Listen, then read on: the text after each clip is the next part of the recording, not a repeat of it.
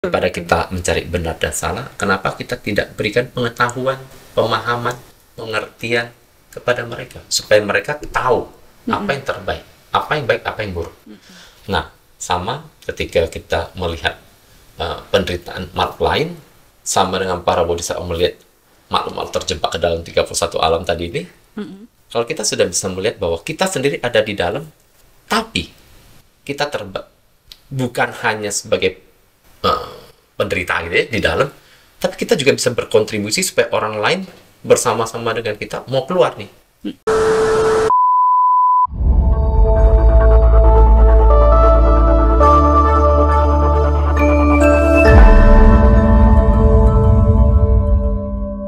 Namo Sang Hyang Adi Budaya, Namo Buddhaya. Namo Buddhaya. Bertemu kembali lagi di acara kita Light of Wisdom. Ya, Namo Buddhaya, Mo Kolim. Iya. Kita kembali bertemu ya di acara podcast kita. Ini Omo, topik pembahasan minggu ini kita tentang bodhisattva. Bodhisattva, oke. Iya, nih bodhisattva nih banyak yang bingung nih. Kayaknya banyak sekali figur bodhisattva. Sampai ada ketukar-tukar sama Buddha nih. Ya kan? Ini Buddha gimana, bodhisattva itu gimana tuh? Sebenarnya ini dua figur yang gimana nih bisa? Sama atau beda gitu ya? Iya, benar, agak bingung nih ya kan. Bodhisattva Buddha itu gimana nih? Hubungannya apa? Iya, hubungannya apa? Saudara kah? Hubungannya, saya mulai dengan satu kalimat, hubungannya baik-baik saja. Baik-baik saja. Oke. Membahas tentang bodhisattva. Ada yang, kalau umpamanya ini ya, ada satu orang nih diomongin, kamu kayak bodhisattva, seneng nggak? Seneng sih. Seneng ya? Iya, kayak bodhisattva ya. Iya. Terus dia bilang, bodinya kayak satwa. Jangan dong. Bodi. Parah ya. Apa? Jadi bukan itu ya, Iya. joking. Jadi kalau Bapak Ibu teman-teman yang pernah mendengar kalimat bodhisattva. Jadi bodhisattva dari pemahaman, kita mulai dari pemahaman dulu ya. Iya. Kalau dalam pemahaman Theravada ada kalimatnya bodhisatta. Bodhisatta. Oke, kalau di Mahayana bodhisattva. Oke. Sanskerta Pali. Kalau Pali bodhisatta. Kalau bodhisatta itu merujuk kepada zaman pada masa kehidupan sebelum Buddha Gautama mencapai pencerahan menjadi sama Sang Buddha. Jadi ketika sebelumnya ya, ketika sudah diramal-pasti pada masa Buddha di Bhangkara, ketika beliau menjadi Samanera Tapa Sumeda, ya, setelah diramal-pasti beliau menyempurnakan dasa parami. Iya, parami. Ya, dasa 10 parami. Nah, pada proses itulah beliau disebut sebagai menjalankan proses bodhisatta. Oke, kalau itu di Theravada pemahaman bodhisattanya itu aja. Jalan. Selesai, itu aja. Jadi proses mencapai sama Sang Buddha ya oleh seorang sama Sang Buddha, prosesnya ya. Prosesnya berarti jalannya ya. Ya, jadi disebut sebagai bodhisatta. Ya, Bodhisatta. makanya kita kenal di Jataka Sutta dan seterusnya itu bagaimana sebelum menjadi sama Sang Buddha, Buddha Gautama pernah menjadi ini, menjadi itu, prosesnya. Dikatakan bahwa sama Sang Buddha Gautama ya itu di Dika Bodhisatta, yaitu menyempurnakan parami selama 4 asenkaya kalpa ditambah 100.000 kalpa. Iya. Wow, panjang banget. Panjang banget, ceritanya juga panjang banget. Tapi kalau kita merujuk pada konsep Mahayana, maka bodhisattva ya pemahamannya mungkin sedikit lebih dikembangkan. Ya, jadi bukan hanya merujuk kepada calon sama Sang Buddha secara spesifik, tetapi kepada semua makhluk yang ingin ya mencapai kebuddhaan dengan mempraktekkan atau menyempurnakan dirinya menjalankan parami. Oke, jadi bukan merujuk pada satu Buddha khusus, tetapi semua makhluk bisa menjalankan Masuk kita proses. dong. Ya, kita semua menjadi bagian. Ya, jadi bodhisattva artinya apa? Bodhi itu pencerahan Buddha, ya, tercerahkan atau tersadarkan, ya, Buddha ya, nah, bodhi, ya, bodhi itu tercerahkan, sattva itu makhluk yang sudah tercerahkan. Oke. Berbeda dengan konsep Buddha, ya. Kalau Buddha yang sudah tercapai. Tapi kalau ini proses ya, sudah bodhisattva itu sudah mencapai, tetapi dalam konsep Mahayana dikatakan bahwa mereka menunda atau belum memasuki menjadi Buddha. Belum atas keinginannya sendiri didasarkan pada belas kasih dan kebijaksanaan untuk menolong makhluk-makhluk yang menderita. Oke, jadi sebelum mencapai kebudayaan, ya tinggal masuk nih. Mereka sudah sempurna, masuk. Tapi sementara belum nih. Saya mau nolong dulu semua makhluk-makhluknya. Gitu ya. Saya paham. Pemahamannya. Menunda berarti bukan belum. Belum. Bukan. Menunda doang. Tentu bodhisattva ini, pemahaman bodhisattva ada yang sudah sempurna. Kita kenal Astamaha Bodhisattva yang biasa kita sering kita di kebaktian atau di viara-viara kita sering lihat ada Astamaha Bodhisattva, Mahasattva. Tapi juga pengertian tentang bodhisattva ini luas. Jadi bukan hanya bicara tentang cuman berapa banyak yang bodhisattva yang ada.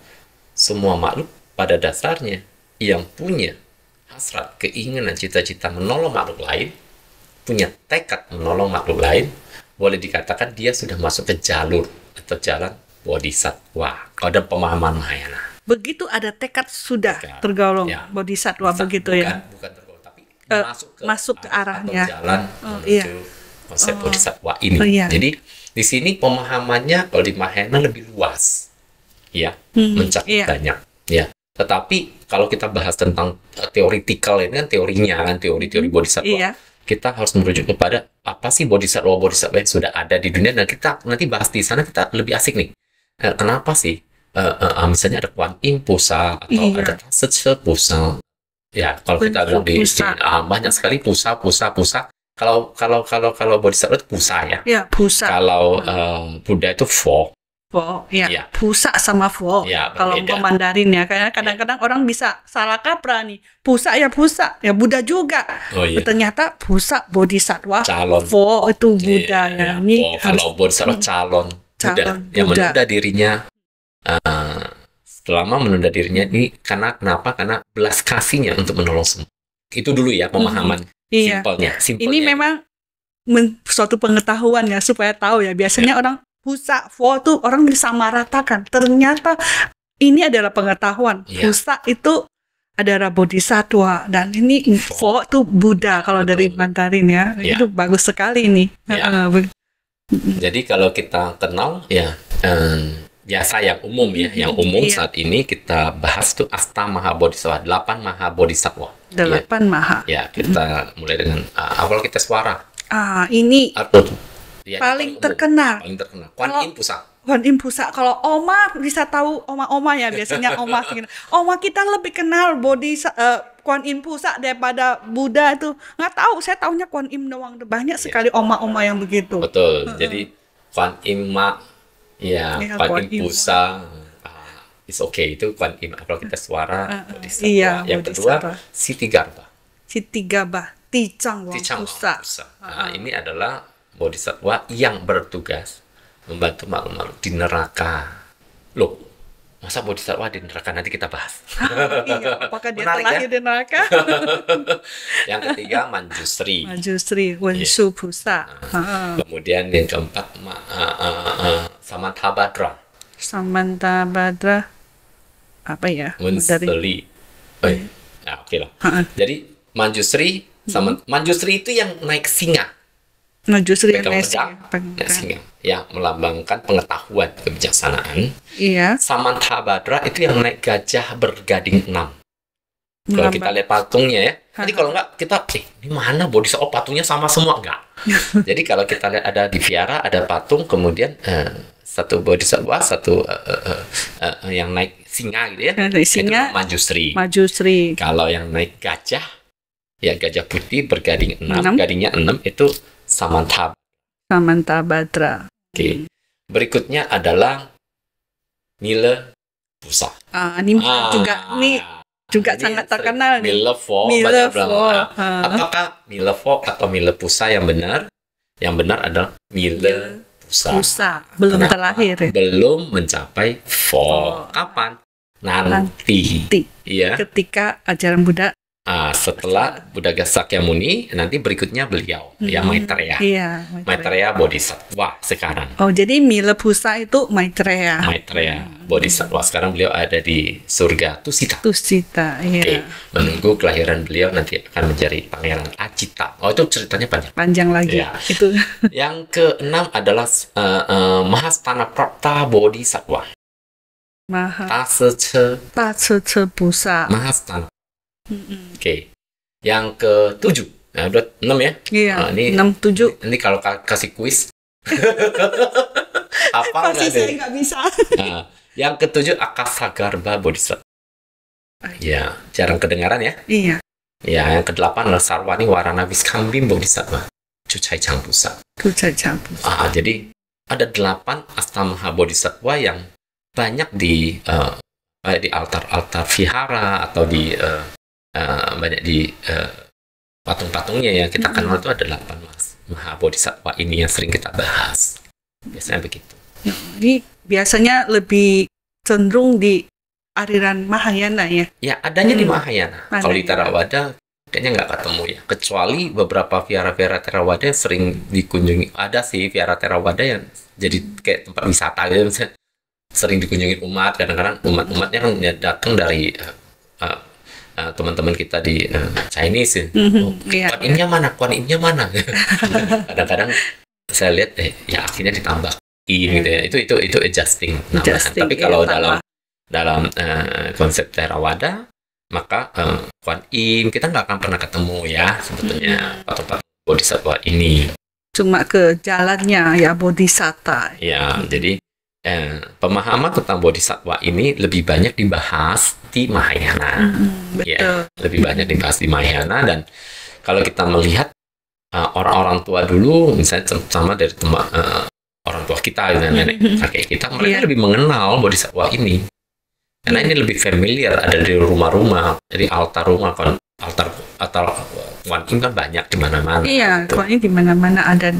Terus ini setiap kan kita ada 8 nih Bodhisattva. Apakah aspirasinya mereka sama atau beda-beda nih? Sebenarnya Bodhisattva ini banyak Banyak banget. banget. Cuman yang sekarang ya banyak ya. Nah, artinya Maha Bodhisattva yang banyak dipuja. Yaitu saya sebutkan 8. Mungkin ada lebih banyak yang Bukan kita nggak mungkin, tahu tapi ya. memang Banyak ya. sekali. Banyak. Cuman yang memang kita bahas ya, kalau umpamanya di Dhamma Class atau di Iya. Vihara, kita bahas dari 8 ini ya, Astamaha. Sebut sebagai Astamaha Bodhisattva, Maha Bodhisattva. Jadi kalau kita bilang Bodhisattva Mahasattva ini termasuk pada Mahasattva. Jadi Kuan Im ini udah Mahasattva ya, yang sudah sempurna. Oke. Nah, jadi kalau kita lihat aspirasinya apa sih? Jadi para bodhisattva ini ya, makhluk-makhluk yang telah mencapai sebuah kondisi di mana mereka sudah terbebaskan. Mereka sudah Iya. selesai gitu ya. Nah, atas dasar belas kasih karuna. Belas kasihnya. Ya, meta karuna. Jadi atas dasar belas kasih mereka melihat bahwa begitu banyak makhluk yang masih terjebak, masih kalau kita ibaratkan hidup kita. Pernah lihat hamster Ya. Terus Tikus kecil ya. tikus kecil terus lari di kincir Putaran. dia putaran. Tidak ada ujung pangkal. Sama nggak dengan kita dengan hamster ini? Pagi kerja, pulang sore, besok pagi lagi, bolak-balik, tiba-tiba jadi tua. Bisa aja. Hamster udah berasa dia berlari kan? Ha-ha. Udah sampai di mana deh? Masih di sana. Inilah ya. Kondisinya ya. Kalau saya gambarkan, ini menggambarkan tentang 31 alam. Gitu. Kita seperti itu gitu. Berputar-putar. Putar terus kita kerja, sudah berkeluarga, meninggal, nanti lahir lagi, ulang lagi. Kita seperti hamster di dalam kandang yang tidak pernah bisa keluar. Ini namanya lautan samsara, 31 alam, bolak-balik. Sampai kapan? Kalau Jadi kita penderitaan belum ya. keluar dari yang namanya roda samsara. samsara ini ya, kita seperti hamster. Lari terus. Hari sampai nggak ada ujung pangkal. Ada juga karena dia sudah merasa bekerja, kita sudah merasa kan sudah belajar, sudah bekerja, sudah ini, sudah itu. Tapi sampai di mana hari ini? Balik lagi, kalau kita belum keluar dari roda samsara, kita akan terjebak di sana. Nah, mereka, saya umpamakan ya, ini sebagai perumpamaan aja, Iya. para bodhisattva yang sudah terbebas dari lingkaran ini. Ya, Oke, Mereka sudah sudah keluar. terbebas. Para Iya. Buddha kan sudah keluar nih, ya. Iya. Sudah keluar dari lingkaran ini nih. Oke, sekarang melihat makhluk-makhluk yang ada di dalam lingkaran ini, yang masih diliputi dengan loba, dosa, moha, diliputi dengan ketidaktahuan. Kasihan nggak? Kasian. Kasihan. Terus soat, mau nolong nggak? Tolong dong. Inilah yang dilakukan. Berarti ini kesempatan Konsepnya simpel kita. ya, simpel kan? Ya, jadi, Betul. nah, apakah di dalam lingkaran ini sendiri kita tidak bisa menolong? Bisa. Makanya perlu aspirasi, perlu tekad, perlu cita-cita. Cita-cita kita apa? Cita-cita kita adalah keluar dari lingkaran ini. Tapi apakah harus keluar dari lingkaran ini baru bisa menolong mereka yang di dalam lingkaran ini? Tidak. Nah, pemahaman ini menarik. Oh iya, berarti dia tidak keluar dari ini dengan tujuan Belum. untuk menolong. Belum. Jadi gini, kalau yang sudah mencapai kebudaan, kita anggap sudah keluar kan dari 31 alam ini kan? Betul? Iya, Nah, sudah keluar nih. Anggap lingkaran ini 31 alam. iya. Oke. Mm-mm. Para Buddha, Bodhisattva tadi, yang sudah mencapai tingkatan Bodhisattva, sudah Iya. keluar dari sana, tapi dia mengajar, menolong, memberitahu, mencerahkan apapun, Mm-mm. supaya 31 makhluk-makhluk di 31 Bisa alam keluar. ini bisa. Dari roda. Kita masih di dalam. Kita sendiri masih Iya, di dalam roda iya. ini. Iya. Di dalam roda ini kan kita belajar. Belajar Betul, terus. Iya. Pagi betul. siang malam belajar. Kita belajar buat apa? Aspirasi kita adalah untuk keluar dari Roda ini. menjadi Buddha kan? Menjadi Buddha. Menjadi Buddha, menjadi Bodhisattva, menjadi Buddha. Kita punya aspirasi yang sama dengan dia. Ya, untuk keluar. Setelah keluar, oke, nanti keluar kan menjadi Buddha. Buddha. Tapi di dalam sendiri, untuk proses keluarnya, untuk proses kita keluar dari roda samsara ini, kita tidak bisa mengandalkan kita, oh saya mau sendirian saja. Di dalam Mahayana, Mahayana Kreta besar. Di dalam prosesnya, ketika kita mau keluar, di dalamnya juga kita belajar untuk seperti mereka mulai saat ini, yaitu menolong, mengembangkan, Karuna. plus hanya kebijaksanaan Panya. Prajna. Berarti sebagai memotong jalurnya gitu ya. Dalam proses kita untuk keluar, kita di dalam juga sudah mulai kembangkan. Tidak harus sampai sempurna, sampai menjadi Buddha baru mulai start menolong, tetapi prosesnya dimulai. Contoh lah misalnya, pernah masak? Benar. Pernah. Pertama kali masak dengan sekarang masak beda nggak? Beda dong. Udah sering masak. Ya kan? Jadi ahli. Jadi ahli. Sama, ketika kita bicara untuk menolong makhluk lain, kita harus mulai dari proses yang hal-hal kecil, hal-hal sederhana, hal-hal yang kita bisa lakukan setiap hari. Apa sih? Menolong aja.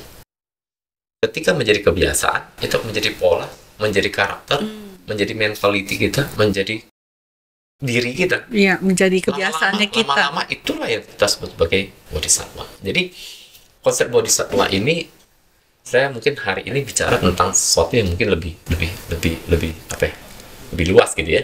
Bahwa setiap makhluk yang punya niat gitu ya untuk menolong makhluk lain, berarti kan dia sudah mulai melatih proses untuk menjadi bodhisatwanya.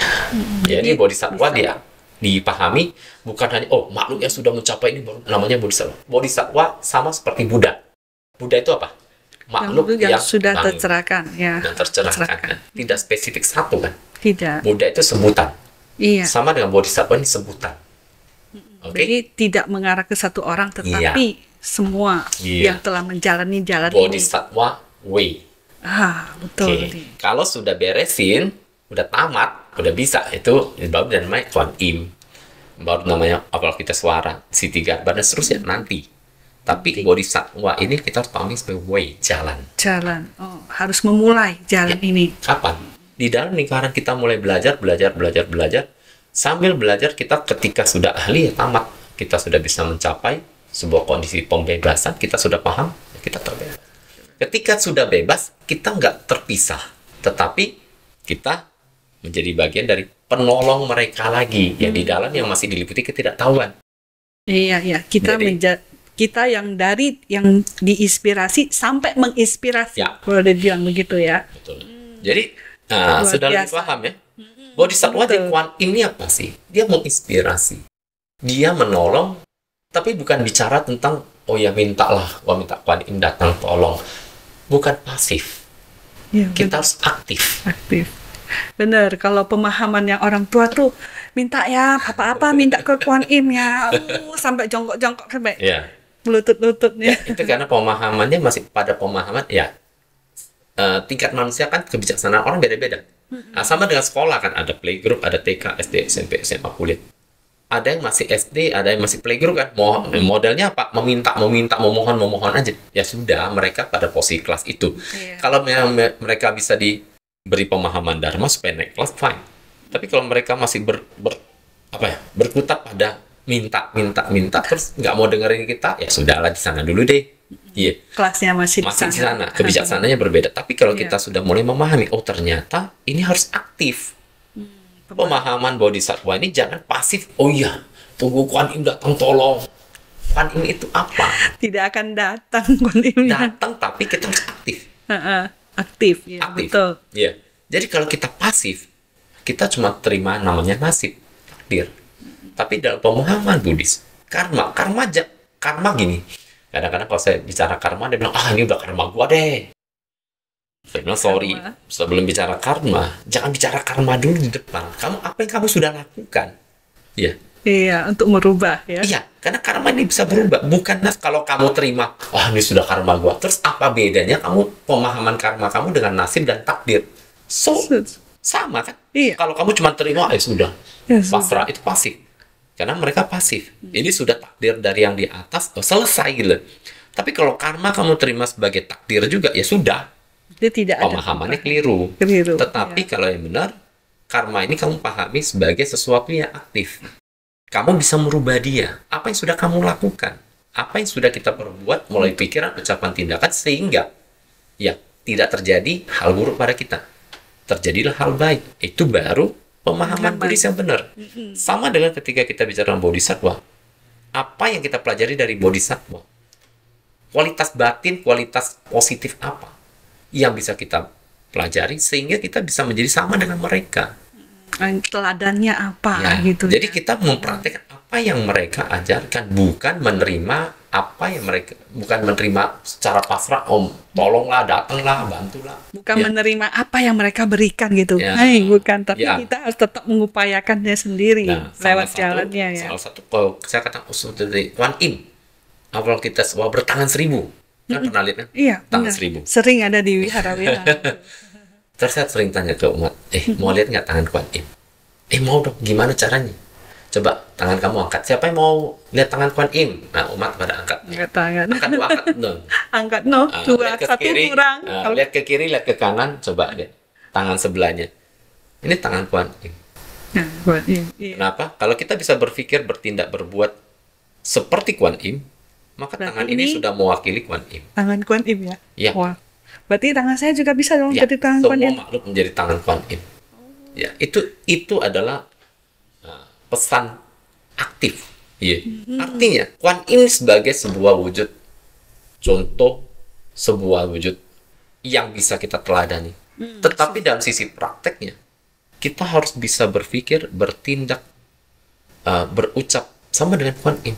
Ketika kita memahami Kuan Im, kalau kita betul-betul percaya Kuan Im, kalau Kuan Im lihat orang susah gimana? Nolong, Oke, akan itu tolong. Jadi kalau sekali- saya menolong orang, berarti Ya, saya adalah tangan Kuan Im dong. Iya. Berarti saya ada Jadi, Kuan Im dong. Iya. Wow. Ini kan konsep yang simple, sederhana. Ketika sekali, 2 kali, 3 kali, dalam pikiran kita, ya saya Kuan Im. Ketika saya melihat sesuatu yang tidak baik, kemudian atau sesuatu yang sulit, orang lagi kesulitan, saya membantu. Ketika saya mendengar orang punya keluhan, saya beri nasihat. Ketika saya berpikir, wah ini orangnya harusnya begini. Oke, saya berpikir yang baik tentang dia. Apapun yang kita lakukan, kalau kita terinspirasi dari sifat Kuan Kebajikan. Im, ya kita Kuan Im. Wow.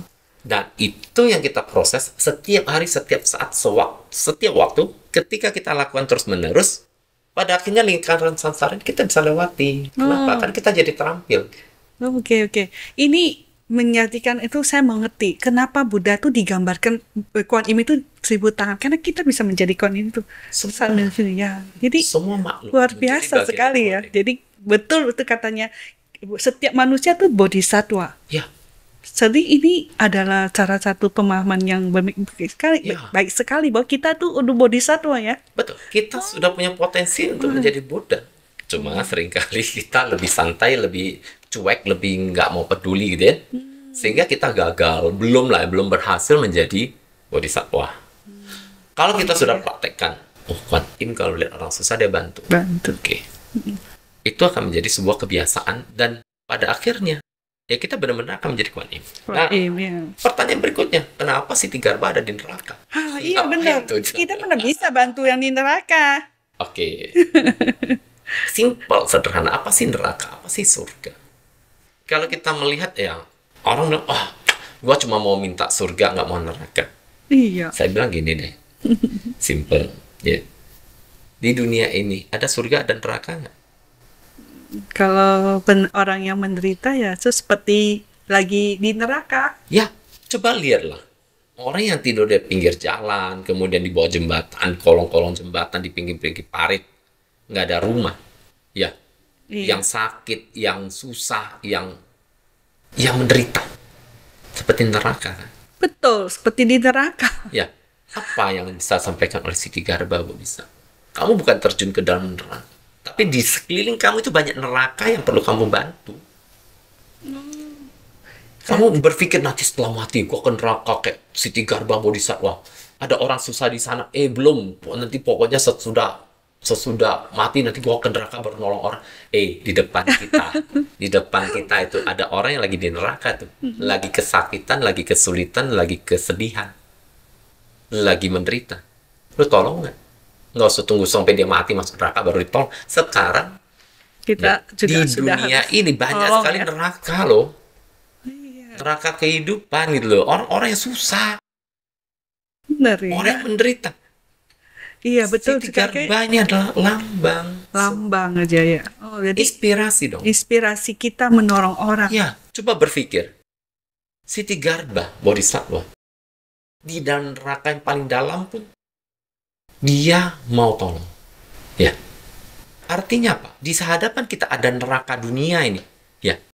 Berarti kita kan jadi representasinya beliau. Perpanjangan tangannya dia juga dong. Kalau kita bisa lakukan, kita sama nggak dengan Siti Garbha? Semangatnya harus kita tiru di sini ya. Jadi Bodhisattva ini memberi sebuah gambaran contoh ideal bagaimana kita harus menjadi Bodhisattva di dunia. Lakukan. Benar. Bukan nunggu, nanti mati baru jadi Kuan Im. Nggak usah tunggu mati dulu. Sekarang yang lagi hidup nih, lagi butuh. Butuh Kuan Im, butuh Siti Garbha, butuh semua Bodhisattva. Siapa? Ya kita. Kayaknya ini Bodhisattva tuh yang saya tangkap nih dari tadi contohnya Kuan Im sama Siti Garbha itu mengharuskan kita praktek langsung melakukan kebajikan. Tidak ada teori yang contohnya sosok ini, teladannya ini loh, kelakuannya ini sebagai contohnya kita loh, role modelnya kita untuk melakukan aktif gitu ya, Mo. Ya, ini role model. Manjusri pegang satu pedang, kemudian naik singa. Itu semua ada lambang. Pedang ini buat apa sih? Emang buat masak-masak? Bener ini. Kadang-kadang ada yang bilang, ini dewa ini pegang pedang ini.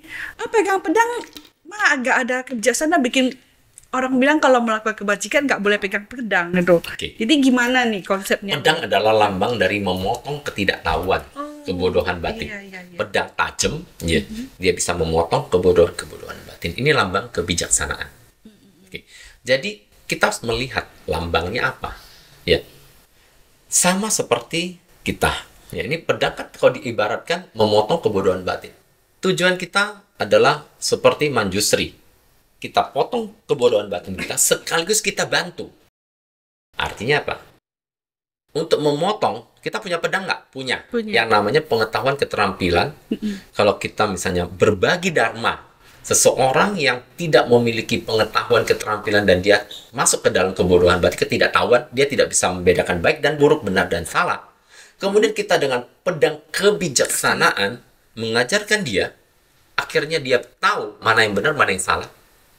Berarti kita memotong kebodohan. Kita sama dengan Manjusri. Ya, mencerahkan orang juga loh, melakukan perbuatan baik. Ini lambang. Wow, bagaimana biasa dalam hidup kita. Luar Para biasa. bodhisatwa ini sudah memberikan sebuah contoh, sebuah role model yang begitu sempurna. Tinggal kita praktekkan. Bukan, oh ya maju Sri, tolong datang dong bantuin gua. Bukan itu. Ini Jangan harus sebatas begitu. harus diperbaiki pemikiran begitu ya. Ya. Jadi sebenarnya bodhisattva suatu role model Ya. yang harus kita menjadi panutan kita dalam bertindak, Betul. ya, menghadapi kesusahan, yang menderita di sekitar kita tuh, supaya kita tahu bertindaknya menjadi perpanjangan tangan dari bodhisattva dan menjadi bagian dari bodhisattva itu sendiri. Betul. Nah, itu juga latihannya kita jadinya. Begitu ya. Itulah intinya. Jadi intinya. ketika kita belajar bodhisatwa ini adalah kita menjadi bodhisatwa dalam kehidupan kita sehari-hari. Boleh pintar ngomong, bla bla bla, pulang ke rumah berantem sama istri, sama keluarga, sama orang tua, sama temen. Kita kadang-kadang pintar ngomong, tapi praktek bodhisatwanya, jiwa bodhisatwanya, kesadaran bodhisatwanya nggak muncul. Terus semua. Betul-betul nih ya. Latihan terbesar adalah ketika kita hadapi kesulitan dalam hidup kita. Ini kan ladang latihan. Kita hidup sebagai manusia, kita punya ladang latihan yang begitu banyak. Begitu banyak penderitaan. Ya. Apalagi di alam manusia kita bisa Betul. Ada hantu kelaparannya ke sini dalam tanda kutip. ada dong. Coba pas Cikgu misalnya pas ulama Joko itu lempar-lempar. Yang rebutan hantu beneran atau hantunya kayak manusia gitu. Iya kan rebut-rebut. Orang-orang kelaparan. Iya. Ada yang sampai kesulitan itu kan sama dengan hantu kelaparan di alam peta kan. Iya, Ada apalagi yang rebutan sampai keinjek-injek itu. Betul. Ada yang kelaparan, korban perang, korban bencana. Itu kan semua kelaparan. Kita bukan mereka bilang-bilang hantu, enggak. Tapi maksudnya, ternyata alam-alam penderitaan itu ada di depan mata kita setiap hari. Di neraka. Neraka itu jangan anggap, wah ada di dalam tanah. Enggak. Neraka itu ada di Di sekitar kita ya. Yang di sekeliling kita dulu beresin ya, mikirkan yang lain-lain ya. Bisnis, bangkrut, dikejar utang. Neraka bukan? Berantem sama istri, Betul. ribut, dipukul suami, mau cerai. Neraka bukan? Neraka. Iya. Anak nggak ada budi, bohong, siksa orang tua atau abaikan orang tua. Neraka. Nah, bukan? itu neraka sekali. Udah capek-capek biar sampai besar. Neraka kehidupan begitu banyak. Mau praktek nggak? Harus kalau mau waktu jalan bodhisattva supaya mengatasi ini kita harus praktek mau tak mau. Ini lebih menekankan praktek ya, jangan teori-teori, praktek langsung dengan role modelnya ada Ya. gitu. Inilah pemahaman bodhisattva yang harus benar. Jadi Betul. setiap saat, setiap waktu kita menjadi bodhisattva. Bodhisattva yang hidup, bukan bodhisattva yang cuma sekedar patung. Oke, di vihara ada patung-patung, ada kekuatan bodhisattva, kekuatan Kuan Yin. Iya, benar. Kuan Yin ada nggak? Iya, benar. Benar. Wah, saya kalau belum ketemu Kuan Yin langsung lihat, saya nggak percaya. Ya, sama dengan kamu lihat udara ada nggak? Ada. Mana? Ada. Sama. Ada energi, kekuatan semesta yang tidak bisa kita lihat, tapi kita bisa feel, rasakan. Sama dengan kebaikan kita. Kadang-kadang orang nggak melihat, tapi bisa berefek. Merasakan ya. Orang merasakan berefek. Nah, kalau kita ingin maju, ingin terbebas dari penderitaan, berpikirlah makhluk lain. Iya. Karena kalau kita hanya berpikir diri kita akan masuk ke dalam penderitaan. Betul-betul kita harus berempati ya. Bodhisattva ini adalah bagaimana pola pemikiran tentang makhluk lain.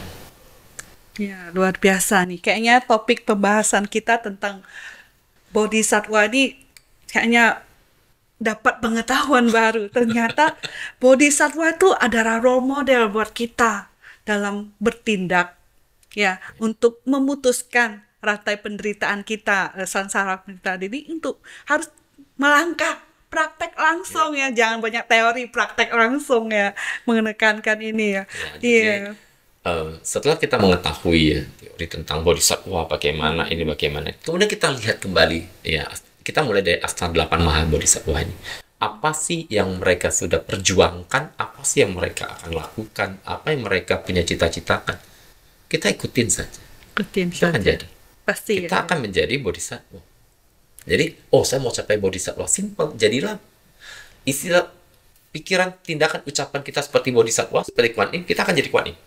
Itu saja. Sesimpel itu kalau kita ingin. Ya loh, mencapai kalau kebahagiaan. kita ucapan kita sudah baik yang sudah tidak ada LDM-nya di sana, Ya, tindakan, pikiran. pikiran, wah sudah Ya. suci banget. Ya inilah yang diajarkan oleh ajaran Buddha. Jadi kalau kita ke vihara atau misalnya kita lihat patung-patung ini bukan, aduh patungnya banyak banget. Kita komplain sana komplain sini. Padahal itu adalah satu pelajaran, satu pengetahuan, satu model. Simple ya. Satu Sudah role dapat ya. model. Ah. Iya. Terima kasih Romo untuk pembahasan dari Ya. hari ini. Ada sedikit closing statement buat Ya. kita. Pada dasarnya kita semua makhluk yang ingin bahagia. Iya. Semua makhluk ingin bahagia. Tidak ada satu makhluk pun ingin menderita.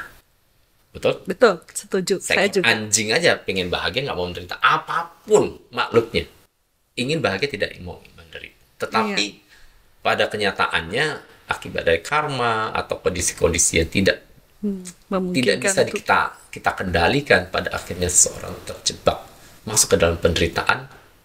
Kita tidak memandang mereka dengan judgment atau penghakiman mereka salah atau benar. Tidak ada namanya salah dan benar. Iya. Kadang-kadang orang terjebak karena ketidaktahuan.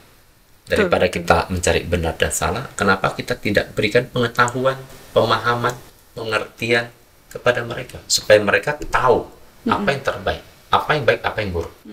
Nah, sama ketika kita melihat penderitaan makhluk lain, sama dengan para bodhisattva melihat makhluk-makhluk terjebak ke dalam 31 alam tadi ini. Kalau kita sudah bisa melihat bahwa kita sendiri ada di dalam, tapi kita bukan hanya sebagai penderita gitu ya, di dalam, tapi kita juga bisa berkontribusi supaya orang lain bersama-sama dengan kita mau keluar nih dari penderitaan. Wah, itu sudah menjadi bagian dari praktek awal. Dari Bodhisattva. Setiap orang yang memiliki belas kasihan dan mau mengembangkan kebijaksanaan untuk menolong makhluk lain, saya katakan mereka sudah memiliki sifat bodhisattva dalam dirinya. Ya, terima kasih Romo Kolim untuk penjelasannya hari ini. Menambah pengetahuan kita semua ya. Ya. Semoga pengetahuan ini juga menambah bagi teman-teman viewer kita di rumah ya. Terima kasih. Namo Sang Hyang Adi Budaya. Namo Buddhaya. Namo Buddhaya.